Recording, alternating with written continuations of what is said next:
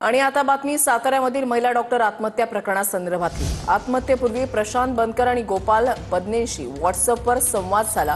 Suicide नोटमधील महिला डॉक्टरचे हस्ताक्षर तपासलं जाणार आहे। आरोपींना पोलिसांनी ताब्यात घेतलेले आणि अधिक तपास सुरू आहे। अजिंक्य धायगुडे आमचे प्रतिनिधी अधिक माहिती देतील। अजिंक्य, बरोबर आहे वृषाली।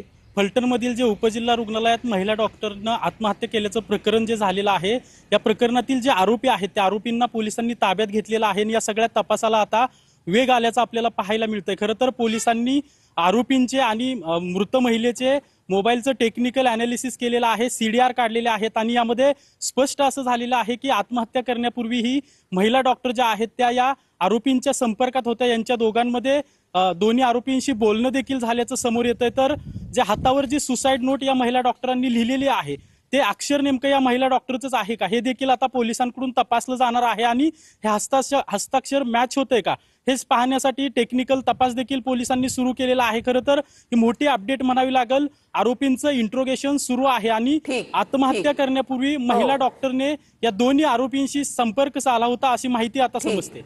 नक्कीच, धन्यवाद अजिंक्य दिलेल्या सविस्तर माहितीसाठी।